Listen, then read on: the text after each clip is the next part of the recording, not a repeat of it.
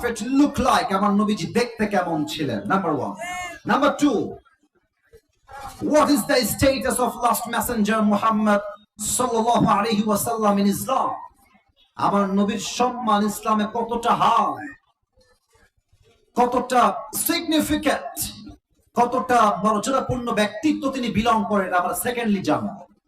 সর্বশেষ আমরা জানবো আমার নবীর আদর্শ কেমন ছিল। তিনটা শেষ। And now you have to repeat after me. আমি বলবো, এরপরে আপনারা বলবেন। এক, আমার নবীর চেহারা। বলেন 1 নাম্বার। আওয়াজটা কানে আসে নাই, আমার কান্না ঠসা হয়ে গেছে। 1 নাম্বার আমার নবীর। 2 নাম্বার আমার নবীর সম্মান। বলেন সবাই 2 নাম্বার আমার নবীর সম্মান। 3 নাম্বার আমার নবীজির আদর্শ। 3 নাম্বার আমার নবীর। আরেকবার জোরে 3 নাম্বার আমার নবীর। Let's talk about the first matter. প্রথম বিষয় কথা শুরু করছি। আমার নবীজির দেহের গঠন ছিল সুঠাম দেহের অধিকারী ছিলেন তিনি। আল্লাহর হাবিবের ডান হাতে আল্লাহ তাআলা 40 জন জান্নাতি পুরুষের শক্তি ঢুকিয়ে দিয়েছে। সুবহানাল্লাহ পড়বেন না আপনারা? আচ্ছা, আমার ডান হাত দেখেন তো, বলেন তো এইটা আমার হাতের কি তালু? এই তো মাশাআল্লাহ ধরে ফেলেছে আমার ভাই, এটা আমার হাতের তালু। আমি আল্লাহর হাবিবের হাতের তালুর থেকে শুরু করলাম। নবীজি দেখতে কেমন ছিলেন? কানা কাফুহু আলিয়ানু মিনাদ দিবাজ। আমার নবীর হাতের তালু ছিল সফটার দ্যান সিল্ক। এটা ছিল রেশমের চাইতে বেশি মোলায়েম। সুবহানাল্লাহ পড়বেন না আপনারা? ভাই একটু মুসাফা করতে চাই, একটু আমার মুসাফাহা দেখা যায়? হ্যাঁ কথা বলেন, দেখা যায়? আল্লাহর হাবিবের কাছে যখনই কোন সাহাবী আসতো, প্রথমে সালাম, তারপরে মুসাফা। তো আল্লাহর হাবিবের হাতের এই তালুটা এতটা, তোর বিয়ে হবে না, বস। না না না না, 1 নাম্বারও যাও না, বসো বসো, একটু পরে যাও বাবুরা, বসো। আচ্ছা, তাকবীর দেন, নারায়ে তাকবীর। আল্লাহর হাবিবের হাতের তালু এত মোলায়েম ছিল, যখন কোন সাহাবী হাত মিলাইতেন এতটা নরম হাত কোন সাহাবী ছাড়তেই চাইতেন না। আর আল্লাহর হাবিব যখন দেখতেন কেউ আমার হাত শক্ত করে ধরে আছে নরমের জন্য, যতক্ষণ পর্যন্ত সে তার হাত নিজে না হটিয়ে নিত, নবীও তার হাত হটিয়ে নিতেন না। সুবহানাল্লাহ পড়েন। এবার আসুন আমার নবীজির হাইট কেমন ছিল। কানা, কথা কি বলে ওখানে? এই যে ভালোবাসলে মূল্য হারায় যায়, এই হচ্ছে বাস্তবতা। কি এতবার বললাম তোমাদেরকে ভালোবাসি, কথাটা কানে যায় নাই? এই যে রেকর্ড করছো, ওরা তো এটা গিয়ে আগে আপলোড দিবে, দিনাজপুরের বদনাম হবে। আশ্চর্য অবস্থা। একটা কথা আর বলবেন না, ভালোবেসে বলছি, কেউ বলবেন না কথা ভাই। আমি এখানে আমার জনপ্রিয়তার অহংকার দেখানোর জন্য আসি নাই। আমার কথা, একটা মানুষকে পরিবর্তন করতে চাইলে অহংকার দিয়ে নয়, ভালোবাসা দিয়ে পরিবর্তন করতে হবে, ঠিক কিনা বলেন? পায়ে হাত রাখলাম, ভালোবাসার সাথে আমার কথা বললো না প্লিজ। অনেক জার্নি করে আসছি, বিশ্বাস করো। দুপুরে বের হয়েছি, এখানে এসে নামলাম, এক বেলা খাই নাই, উঠে গেছি স্টেজে এসে, কষ্ট পাবো, কথা বললো না। নবীর হাইট কেমন ছিল? হাদিসে আসছে কানা রাবআতান মিনাল কওম লাইসা বিত-তাওয়িল ওয়ালা বিল-কসীর। আমার নবী দেখতে খুব বেশি লম্বাও না, আবার খুব বেশি বাটুও না। হি ওয়াজ মিডিয়াম অফ হাইট, নিদার টল নর শর্ট। আমার নবী দেখতে লম্বা তাল গাছের মতো নয়, আবার দেখতে গুঠুও নয়, কারণ গুঠু ছেলে দেখলে মেয়েরা বিয়ে করতে চায় না, ঠিক কিনা বলে? আমার নবী একজন মাঝারি গঠনের যুবক ছিলেন। এবার একটু খেয়াল করবেন আমার দিকে সবাই। এটা হচ্ছে আমার স্কিন কালার, দেহের রং। আমার নবীর গায়ের রং কেমন ছিল এটা আপনাকে বুঝতে হবে। হাদিসে আসছে কানা আযহারাল্লাহ। আমার নবী সাদা সুন্দর নন, আমার নবী কালো নন, আমার নবী শ্যাম বর্ণের নন, বরং আমার নবী একজন লাবণ্যময় সুন্দর নবী। সুবহানাল্লাহ পড়বেন না আপনারা? একটা এক্সাম্পল দিব, রাগ করবেন না তো আপনারা? রাগ করবেন নাকি আপনারা? মুরব্বীরা রাগ করবেন নাকি? বুঝবেন তাহলে হবে। আপনারা সবাই পাকিস্তানের নাম শুনেছেন? এই যে কথা করে নাম শুনেছেন? অস্ট্রেলিয়া নাম শুনেছেন? নাম তো সবাই শুনেছেন। আগে বলছি ডোন্ট টেক ইট আদারওয়াইজ, খারাপ দিকে নেবেন না, বোঝার ট্রাই করেন। আমি আপনাকে পাত্রী হিসেবে দুইটা অপশন দিচ্ছি। এক হচ্ছে অস্ট্রেলিয়ার একজন মেয়ে যে একদম ধবধবে সাদা সুন্দরী, এক নাম্বার। দুই নাম্বার পাকিস্তানের একজন মেয়ে যে দেখতে জাস্ট সাদা সুন্দরী নয়, লাবণ্যময় সুন্দরী, গোলাপী সুন্দরী। আপনি মন থেকে বলবেন লজ্জা নাই, আপনি কি সাদা সুন্দরী বিয়ে করবেন না লাবণ্যময় সুন্দরী বিয়ে করবেন? লাবণ্যময়। অনেকে বলে সাইয়েদনা ইউসুফ আলাইহিস সালাম নাকি সবচেয়ে বেশি সুন্দর নবীদের মাঝে। না না, আল্লাহর হাবিব বলতেন আনা মালিহুন ওয়া আখি ইউসুফ সাবিহুন, আমার ভাই ইউসুফ হচ্ছে সাদা সুন্দর আর আমি নবী হলাম লাবণ্যময় সুন্দর। সুবহানাল্লাহ সবাই। এবার দেখেন তো এইটা আমার মাথায় কি? চুল। আরেকবার সবার থেকে জানতে চাই এটার নাম কি? টুপি খুললাম না, জাস্ট বোঝাবার সাথে বললাম এটা আমার মাথায় চুল। আচ্ছা, নবীর চুলটা কেমন ছিল? তিনটা কাটিং ছিল। এক, কানের লতি বরাবর। দুই, কানের মাস বরাবর। আও ইলা মানকিবাইহি, কাপ বরাবর। and this is called Babri cutting. আজকালকার যুবকরা কাটিং দেয় বাবরি কাটিং নয়, ঘোড়া কাটিং। ঘোড়া কাটিং কেমন দেখেন, এদিকেও চুল নাই। মুরব্বীরা হাসতেছে, মুরব্বীরা বুঝে গেছে যা বলেছি ভুল বলি নাই, বাস্তব বলেছি। ঠিক না রে? আর কি বলবো মেয়েদের কথা, এই মেয়েদের আজকাল দিনদার চরিত্রবান পছন্দ হয় না, বেশিরভাগ মেয়েদের টিকটকার আর গাঞ্জাখোর বেশি পছন্দ হয়। যুবক, আজীব একটা অবস্থা। নবীর চুলে কাটিং ছিল বাবরি কাটিং। আচ্ছা, আমার দাড়ি দেখেন তো, আমার দাড়ি কি সাদা না কালো? আপনারা এত কথা আসতে কইলে আমি যাই কোথায়? সাদা না কালো? আমার নবীর মৃত্যুর সময় বয়স ছিল 63 বছর। وقبض وليس في لحيته ورأسه 20 شعرة بيضاء। আল্লাহর হাবিবের এই হাদিসগুলো যখন আমি বলি তো বিশ্বাস করেন আমার গুসবাম হয়, আমার এই লোমগুলো পশমগুলো অটোমেটিক্যালি দাঁড়িয়ে যায়।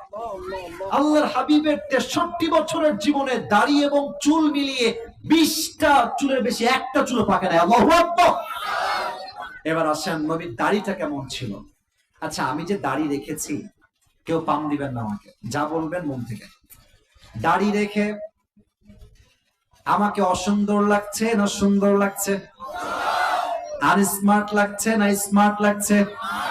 অনেক মেয়ে দেখবেন পাত্র হিসেবে দাড়িওয়ালা দেখলে নাক সিটকায়, আছে না নাই?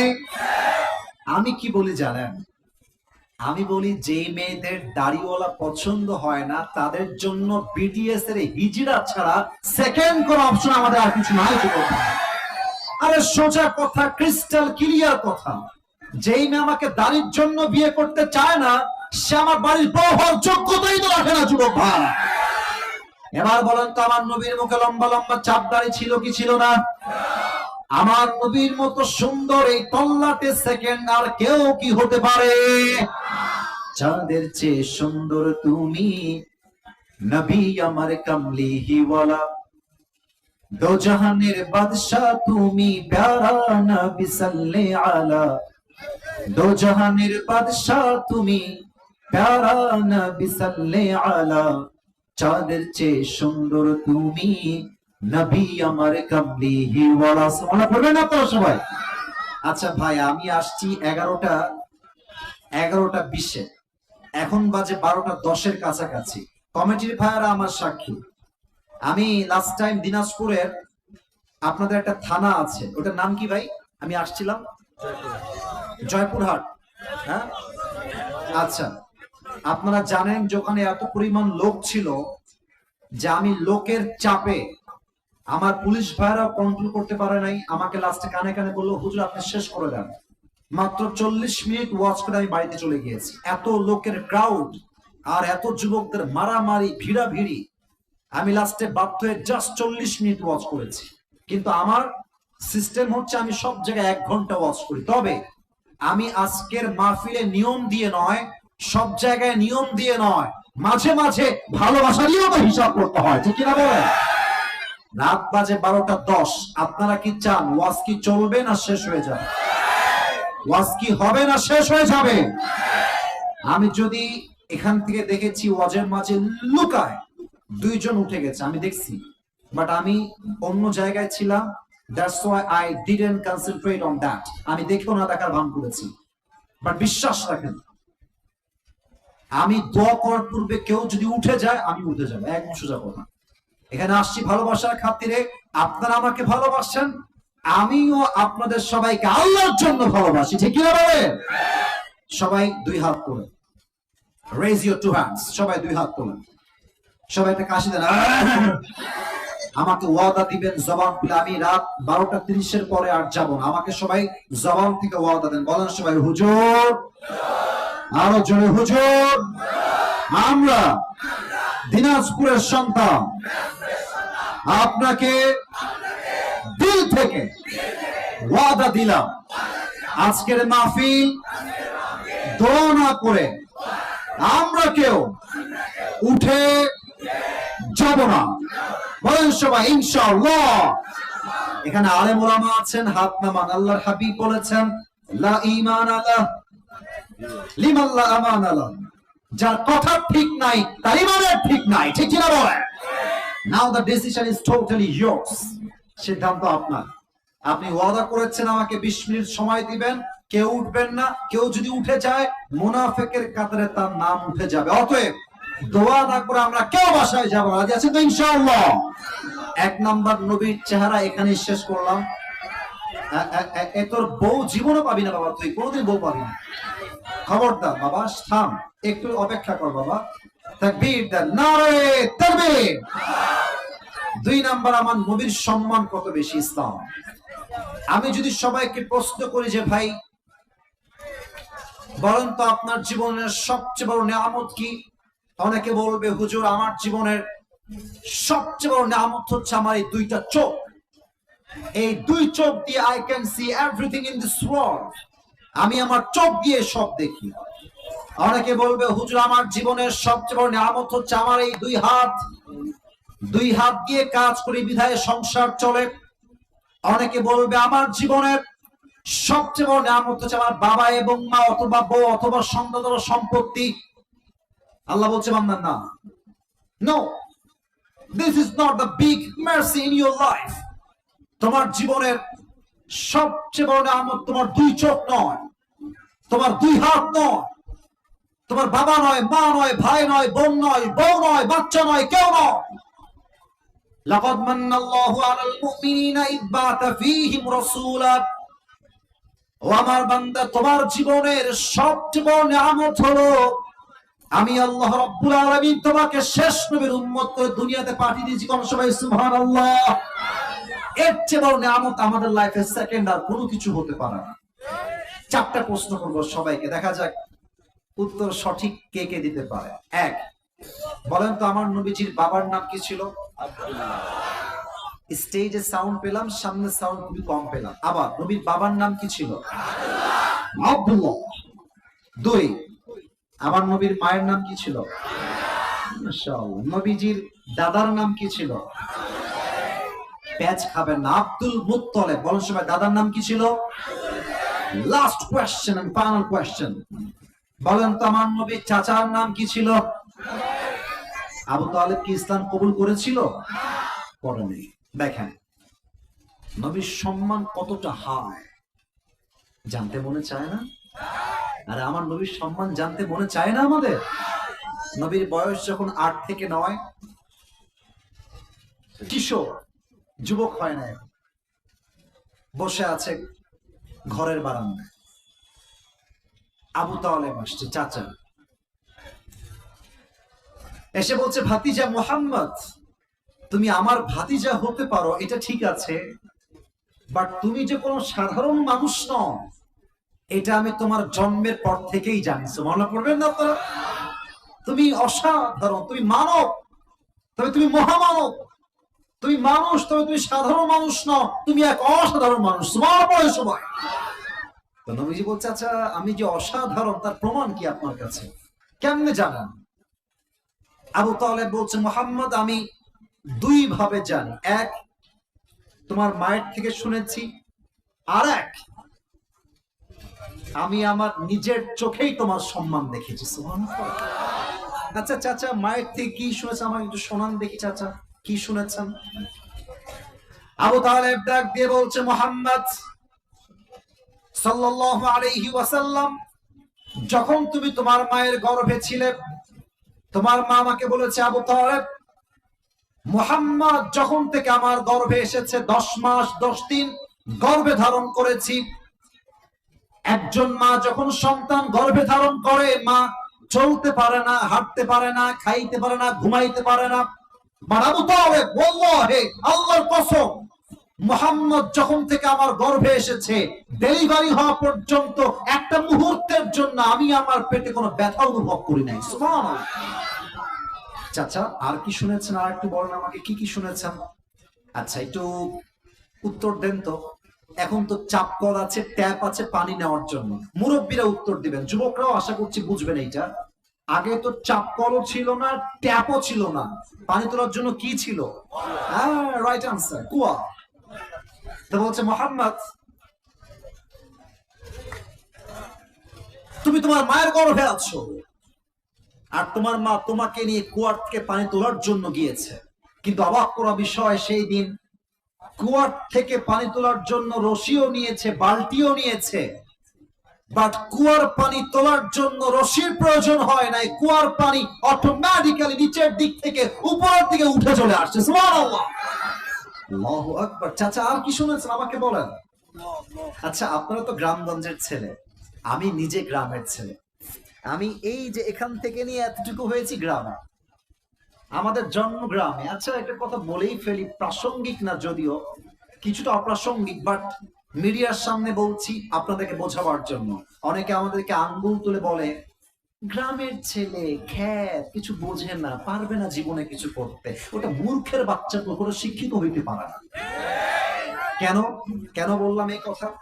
আপনি ইতিহাস চেক করেন, সফল মানুষের জীবনী চেক করেন, দেখবেন যারা পুরো পৃথিবীতে ইতিহাস তৈরি করেছে, তার 90% সন্তান গ্রামের সন্তান ছিল তারা।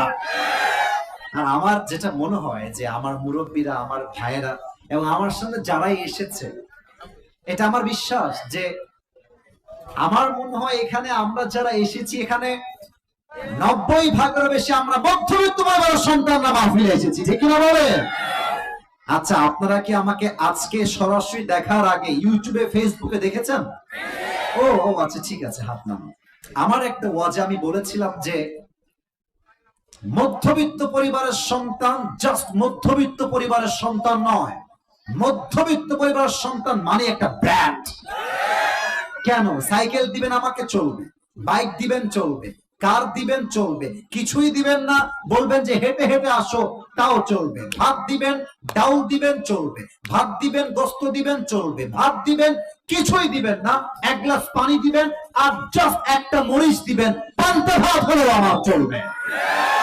কারণ আমি বড়লোক ঘরে খেয়ে পড়ে বড় হওয়া ধাপুস ধুপুস ব্রয়লার মুরগি না, আমি মধ্যবিত্ত পরিবারের ছেলে।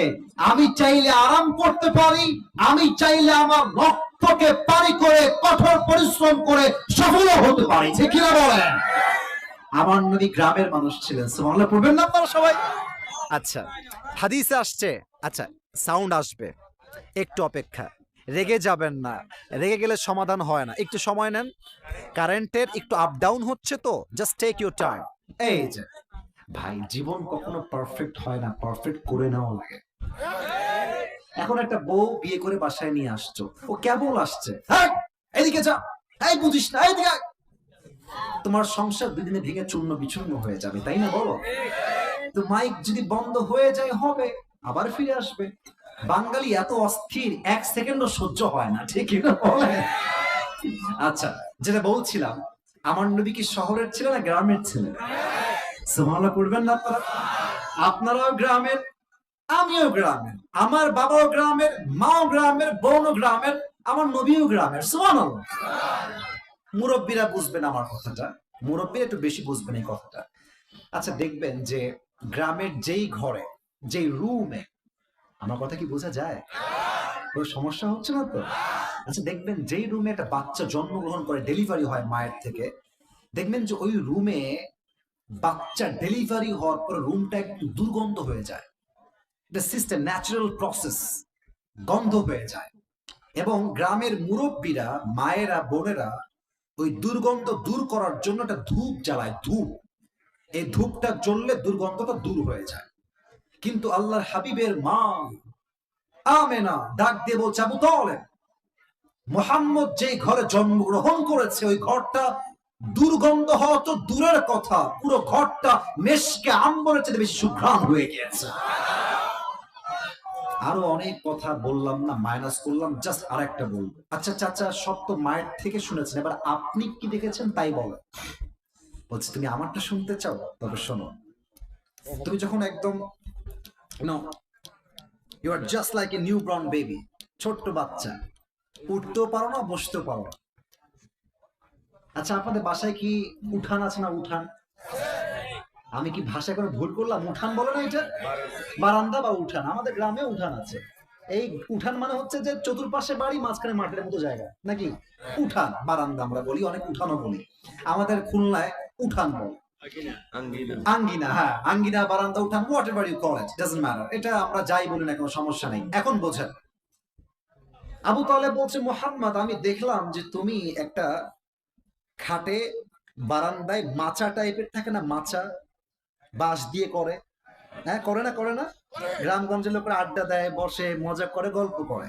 তো তোমাকে আমি দেখলাম তুমি বারান্দায়, উঠানে, আঙিনায় একটা বালিশে শুয়ে আছো, খাটের উপরে বা মাচার উপরে। হঠাৎ করে দেখলাম আকাশের চাঁদটা আকাশ থেকে ভেঙ্গে তোমার দিকে পড়ে যাবে, উপর থেকে এভাবে তেড়ে আসছে। আমি দৌড় দিয়ে আসছি যে চাঁদ ভেঙ্গে পড়লে আমার ভাগ্য তো ঠিক থাকবে না, আমি তোমাকে উঠিয়ে জাস্ট রুমে নিয়ে আসবো। কিন্তু ইন দ্য মিন টাইম আমি খেয়াল করলাম যে চাঁদটা আসলে উপর থেকে ভেঙ্গে পড়ছে। ইটস নট লাইক দ্যাট, ব্যাপারটা এরকম নয়। বরং তুমি যে বাচ্চা হয়ে হাত পা নাড়িয়ে খেলা শুরু করে দিয়েছো, চাঁদও তোমার সঙ্গে খেলতে শুরু করে দিয়েছে।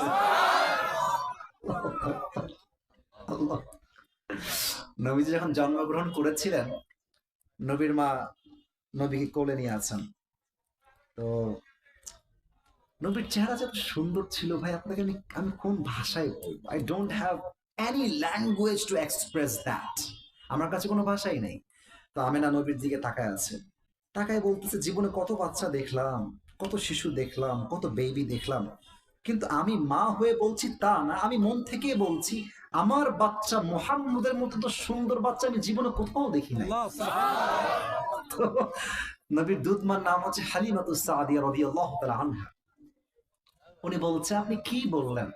আপনি কোথায় গেছেন? আপনি তো এখানকার লোক। আমাকে দেখেন, আমি সব জায়গায় যাই, আমি মন্ত্রী বাচ্চাকে দুধ পান করাই, আমি প্রধানমন্ত্রীর সন্তানকে দুধ পান করাই, আমি রাষ্ট্রে রাষ্ট্রে ভ্রমণ করে বেড়াই। আমি হালিমাতুস সাদিয়া এত বাচ্চা দেখলাম, এত শিশু দেখলাম, এই বাচ্চা মুহাম্মদের মতো সুন্দর বাচ্চা আমি জীবনেও দেখি নাই। এবার আসছে আব্দুল মুত্তালিব। আব্দুল মুত্তালিব এসে ভাবই আলাদা।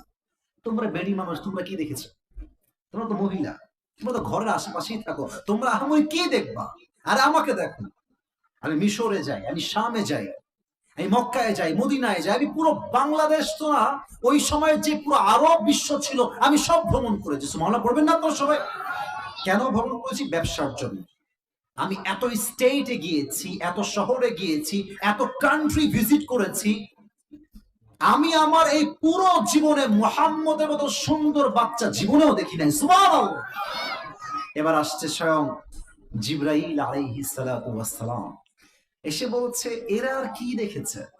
আরে আমার থেকে শোনো, আদম আলাইহিস সালামকে জান্নাত থেকে দুনিয়াতে আমি নিয়ে আসছি, ইউসুফ আলাইহিস সালামকে কুয়ার ভেতরে আমি ধরেছিলাম, ইব্রাহিম আলাইহিস সালামকে আগুনের ভেতরে আমি রক্ষা করেছি, ইউনূস আলাইহিস সালামকে মাছের পেটে আমি রক্ষা করেছি, আর আমি ঈসা আলাইহিস সালামকে দুনিয়ার থেকে আকাশে উঠিয়ে নিয়ে গিয়েছি। এমন কোন নবী নাই, এমন কোন সাহাবী নাই, এমন কোন আল্লাহওয়ালা নাই যার চেহারা আমি দেখি নাই। বাট মুহাম্মদের মতো এত সুন্দর চেহারা মানুষ আল্লাহ পৃথিবীতে বানায় নাই, বানাবেও না। আল্লাহু আকবার। বলেন তো, সেই নবীর উম্মত হতে পেরে আমরা সবাই খুশি না বেজার? সকলে আমরা দিল খুলে পড়ি আলহামদুলিল্লাহ। যুবকদের ধান্দা একটাই যে হুজুর আপনি যুবকদের ওয়াজ করেন। আরে বাবা, একটা ওয়াজের সাবজেক্ট ম্যাটার আছে, একটা মূল আলোচ্য বিষয় আছে। হ্যাঁ, এটা থেকে তোমায় কথা বলতে হবে, ফাঁকে ফাঁকে বলতে হবে। শোনো, একটা কথা তোমাদেরকে বলে ফেলি আজকে, আমার কথা রাগ করো না তোমরা। আমরা যখন মাহফিলে যাই আমরা একটা সাবজেক্ট নিয়ে কথা বলি, কিন্তু the problem is, the fact is, বাস্তবতা হচ্ছে এইরকম, একটা শর্ট কথা বলি 30 সেকেন্ডের, মেয়ে নিয়ে, যুবক নিয়ে, সমাজ নিয়ে, দেখবে যে টিকটক চালায়, ওরা আমার পুরো ওয়াজটার সব কথা বাদ দিয়ে জাস্ট একটা কথা কাট দিয়ে আপলোড দেয়। এখন মানুষ ভাবে হুজুর মনে হয় জাস্ট যুবকদেরকে নিয়ে বলে, না না, একটা মাহফিলে যুবক থাকে, মুরব্বী থাকে, মা থাকে, বোন থাকে, সবাইকে নিয়ে ওয়াজ করতে হয়, ঠিক কিনা বলে? এবার বলুন তো, আমার নবীর সম্মান কম ছিল না বেশি ছিল? 3 নাম্বার টপিকটা কি বলবো না শেষ করে দিব? থাক থাক, আপনার রাগ করছি না। আরে না, থাক থাক, তাকবীর দেন, নারায়ে তাকবীর। আচ্ছা ঠিক আছে ঠিক আছে, নবীর আদর্শটাকে আমি জাস্ট 3টা ভাগে ভাগ করে শেষ করতে চাই। 1, আমার নবী বাবা হিসেবে তার আদর্শ কেমন ছিল। 2, নবী নানা হিসেবে আদর্শ কেমন ছিল। নবীর স্বামী হিসেবে আদর্শ কেমন ছিল। 3টা হলো, সবার মুখ থেকে শুনতে চাই। ওয়াজ জাস্ট করে গেলেই হবে না, you have to understand the point, আপনাকে বুঝতে হবে। 1, বাবা হিসেবে, বলেন সবাই 1। এই তো আওয়াজটা পেয়েছি। 1 কি হিসেবে? 2 নানা হিসেবে। 2 কি হিসেবে? 3 স্বামী হিসেবে। 3 নাম্বার কি হিসেবে? আমি জাস্ট শর্টকাটে কয়েকটা ঘটনা বলবো এন্ড দেন দোয়া করব। আচ্ছা বলেন তো, আমার নবীজির কলিজার টুকরা মেয়ের নাম কি ছিল? ফাতেমা রাদিয়াল্লাহু তাআলা আনহা। ফাতেমার স্বামীর নাম কি ছিল? আলী। এই ভয় পান কেন? ফাতেমার স্বামীর নাম কি ছিল? রাদিয়াল্লাহু তাআলা আনহু। শেষ প্রশ্ন, তাদের সংসারে মাত্র 2 জন সন্তান দুনিয়াতে এসেছিল, 1 হাসান, 2 এক হাসান, 2 আচ্ছা খেয়াল করুন, ফাতেমার বিয়ের বয়স যখন হলো, নবীজি সমস্ত সাহাবায়ে কেরামদেরকে ডাকলেন, বললেন শোনো, ফাতেমাকে কে বিয়ে করতে চাও, প্রস্তাব নিয়ে আমার কাছে আসো। প্রথম প্রস্তাব নিয়ে আসছে ওমর ফারুক রাদিয়াল্লাহু তাআলা আনহু। এসে বলছে, নবী হে, আমি আপনার মেয়ে ফাতেমাকে বিয়ে করতে চাই, আপনি কি ইয়েস নাকি নো বলবেন, কোনটা বলেন? তো দেখেন, আমার এতটুকু দেখবেন, আমার এতটুকু। নবীজি বললেন, ও তুমি ফাতেমাকে বিয়ে করতে চাও? নবীজি জাস্ট মাথাটা নিচু করলেন, বাতাস লাগবে না, অফ করো, এটা এটা বাতাস লাগবে না, বাতাস লাগবে না, অফ করেন মাথাটা, জাস্ট এ বাবুরে, বাতাস লাগবে না, অফ করো। আচ্ছা সমস্যা, একটু ওয়াজের মনোযোগ ছিল। তাকবীর দেন সবাই, লিল্লাহি তাকবীর। নবীজি জাস্ট মাথাটা নিচু করেছেন, ইয়েসও বলেন নাই, নো বলেন নাই। ওমর ফারুক বুঝে গিয়েছে যে আমার চান্স এখানে নাই, বের হয়ে গেছে। আরেক সাহাবী, ইয়া রাসূলুল্লাহ, I want to marry your daughter. নবী হে, আপনি কি আমার সঙ্গে বিয়ে দিবেন, রাজি আছেন? নবীজি আবার মাথা ডাউন, ইয়েস বলেন নাই, নো বলেন নাই। সেও বের হয়ে গেছে, বুঝে গেছে আমার খাওয়া নাই। বাহিরে আরো 2 জন সাহাবী আছে, এক হচ্ছে আব্দুর রহমান বিন আউফ, আর এক সাহাবীর নাম হচ্ছে আলী রাদিয়াল্লাহু তাআলা আনহু। তো আব্দুর রহমান বিন আউফ বলছে, বন্ধু আমার বিশ্বাস এরা যদিও রিজেক্ট হয়ে গেছে, বিয়ে হবে না, বাট আমার বিশ্বাস তুমি যদি ফাতেমার বিয়ের প্রস্তাব নিয়ে যাও, নবী তোমাকে খালি হাতে ফিরাই দিবে না। সুবহানাল্লাহ পড়ো। আলী বলছে, বন্ধু কি বললা? আমার না আছে টাকা, না আছে বাড়ি, না আছে ব্যবসা, না আছে সম্পত্তি, অসম্ভব আমার সঙ্গে নবী তার মেয়েকে কখনো বিয়ে দিবে না, অসম্ভব, বাদ দাও। আব্দুর রহমান বিন আবু বলছে, আরে বন্ধু, চান্স মারতে দোষ কোথায়? চান্স তো করো। আজকালকার 5 ছেলে 5 পড়ে, এই এটা আমার, খবরদার দেখবি না এটাকে, আছে না নাই বলে? 5 পড়ে, 5 পড়ে। তো আব্দুর রহমান বিন আওফের কথা শুনে আলী আসছে নবীর কাছে। তো দেখেন, এটা হচ্ছে মসজিদে নববীর বারান্দা, নবীজি বসে আছে, এখান দিয়ে আলী আসছে, এপার দিয়ে সে এপার দিয়ে বের হয়ে যায়, এপাশ দিয়ে সে এপার দিয়ে বের হয়ে যায়, নবীর কাছে আর আসে না। আরে ভাই, মেয়ের বাবার কাছে মেয়ের প্রস্তাব নেওয়া কত কঠিন, এটা যুবক কাছে কেউ টের পাবে না, ঠিক কিনা বলেন? তো নবীজি বুঝে গেছে আলী আমার কাছে ডাল में कुछ काला तो जरूर है, হ্যাঁ, একটা কাজেই আসছে। আলী এদিকে আসো, আর এদিকে আসো। আরে বস এখানে বস, কি ব্যাপার এরকম এরকম এরকম করছো, তিরিং বিরিং করছো কেন? কি বলবো আমাকে বলো, স্ট্রেট ফরওয়ার্ড বলো। বলছে নবী আমি আপনার মেয়ে ফাতেমাকে বিয়ে করতে চাই, আপনি কি রাজি আছেন? নবীজি আগের বার ইয়েস তো বলেন নাই, নো বলেন, মাথা কি উঁচু না নিচু ছিল? নিচু, কিছু বলেন নাই। কিন্তু এবার নবীজি মুখ খুললেন, বললেন আলী তুমি যদি প্রস্তাব নিয়ে আসছো যাও ইনশাআল্লাহ, এতটুকু বলেই বিদায় দিয়ে দিয়েছে। আলী আবার ইনশাআল্লাহর অর্থটা বুঝে উঠতে পারে নাই, সে ভেবেছে আমার প্রস্তাব ক্যান্সেল হয়ে গেছে। এখন বাহিরে যখন আসছে মুখটা বাংলার পাঁচের মতো হয়ে গেছে। আব্দুর রহমান বিন আউফ বলছে কি রে বন্ধু আমার গেল হাসি খুশি মুখে, কিন্তু বন্ধুর চেহারা বাংলার পাঁচের মতো হয়ে গেল কেন? কি খবর বন্ধু? বলছে বন্ধু আমি তো ছ্যাঁ খেয়ে ফেললাম, আমি তো বিয়ে হবে না, আই এম সরি বন্ধু, এটা আমি ফেল করলাম, আমার বিয়ে হবে না। তো আসলে কি জানেন, আমি এটা যে যুবকদের কথা এখানে বলতে চাই, আসলে যুবকদেরকে মাঝে মাঝে দেখবেন বাপ মা বিশ্বাস না করলেও যুবককে তার বন্ধু বিশ্বাস করে। আমি এটা খুব বাস্তবে দেখেছি। বাপ কি বল, বাপের চিন্তা হচ্ছে পৃথিবীর সব যুবক হচ্ছে সফল, সব যুবক করতে পারবে, বাস্তবতার সঙ্গে লড়তে পারবে, আমার ছেলে সবচেয়ে বড় অকর্মা, এরকম বাপ আছে, এরকম বাপ আছে। আরে আপনি বাবা, আপনি আপনার ছেলেকে বলবেন বাবা তুই বস, তুই পারবি, তুই আমার ছেলে, আমার বিশ্বাস তুই পারবি। আপনার একটা কথা যুবককে 100 ভাগ সফল করতে সহযোগিতার হাত পড়ায় দিবে, ঠিক কিনা বলেন? যুবক বলবে আর আমার বাবা আমাকে বিশ্বাস করে, আমি এটা কাজ করতে পারি না, আমি আমার টাইম ওয়েস্ট করতে পারি না, আমি কোন সস্তা টিকটকার মেয়ের পেছনে ঘুরে আমার যৌবন নষ্ট করতে পারি না, আমার বাবা আমাকে বিশ্বাস করে। এই দেখেন আমাকে, আমি আমার কথা বলেই ফেলি, সময় খুবই কম। আমার আব্বা আমাকে প্রায় বলতো যে আসিফ তুমি জীবনে অনেক ভালো কিছু করবা, প্রায় বলতো। আমি কিন্তু জেনারেল পড়াশোনা করেছি, মাদ্রাসায় পড়াশোনা করেছি, এটা শো অফ বা অহংকার নয়, আমি আমার ক্লাসের এবং পুরো মাদ্রাসার 1 নাম্বার ছাত্র ছিলাম আলহামদুলিল্লাহ, অলওয়েজ এক। এবং আর একটা কথা বলবো, অহংকার নিয়ে জাস্ট বোঝাবার সাথে বাপ মায়ের দোয়া সাপোর্ট কতটা ইম্পর্টেন্ট। আমি যখন ফার্স্ট হতাম, যে সেকেন্ড হতো সে আমার থেকে 100 থেকে 150 নাম্বার কম পেত, 100 থেকে 150, অর্থাৎ আমার থেকে তার অবস্থান অনেক দূরে। এখন বলবো যে আপনি অহংকার, না অহংকার না। আমার আব্বা আমাকে 3 বেলা খাবার দিয়ে যেত মাদ্রাসায় এসে, আর সবসময় আব্বা তুই পারবা, আব্বা তুমি 1 নাম্বার, তুমি তার উপরে যাবো।